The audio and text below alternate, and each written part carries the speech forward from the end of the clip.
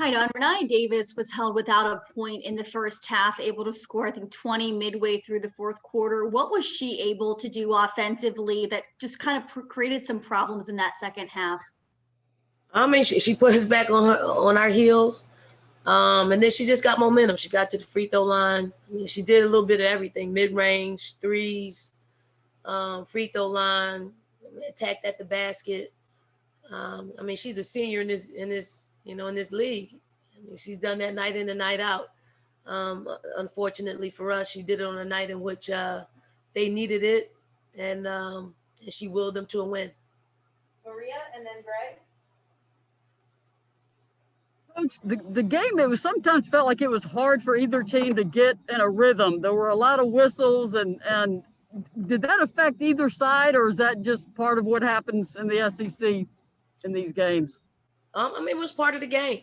It means a lot of stoppage, but at this stage of the game, you got to be ready to pivot and play whatever style that's needed to win basketball games. But I mean, Tennessee just took it to us in the third and fourth quarters, and I mean, we had nothing or no one to stop it. Greg? Yeah, I'm looking at that stretch in the third and fourth. What was missing primarily for you guys? Did you feel like you needed to feed Aaliyah more? Was there something missing from Destiny? What was the biggest problem?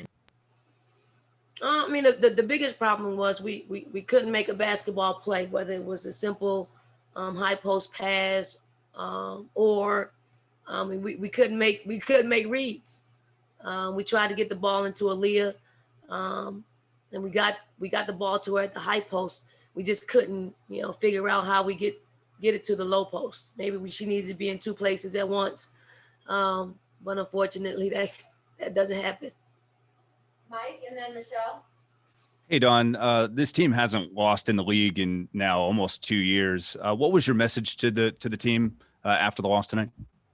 I mean, one loss would be, have huge ramifications in this league and also on the whole national scheme as far as NCAA tournament. I just, for us, I like to play in front of all of that, and then you leave all the questions of all that other stuff. But now we're going to be the ones that's asking the questions instead of just forging ahead.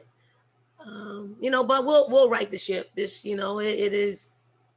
I mean, as much as it's a devastating loss, there's still a lot of the season left, and all of our goals are still in front of us because of the work that we put in and the position we put ourselves in today.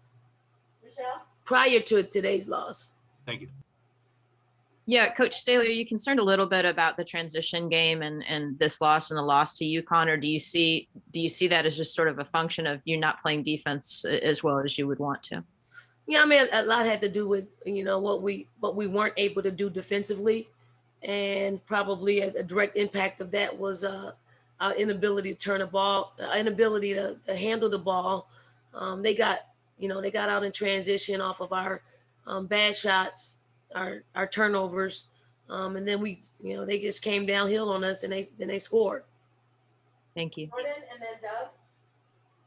Don, last year when you played Tennessee, you beat them by 21 points. And I know you can't compare, year to year in the outcome, but what to you is the biggest difference in this year's Lady Vols team?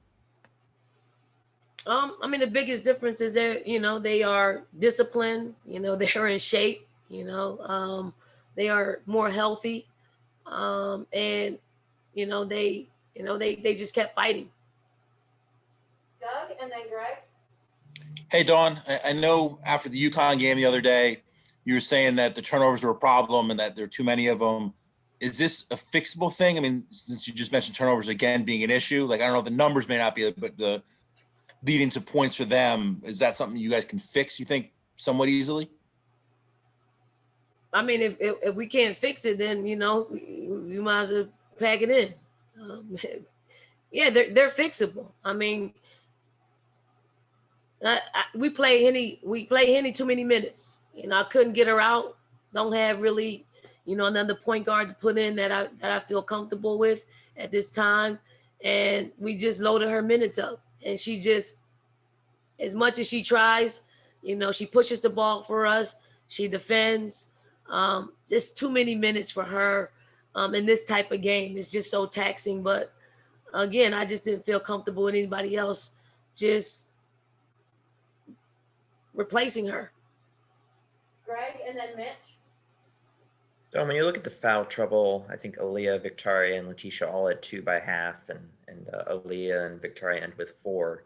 How much did that impact what you wanted to do?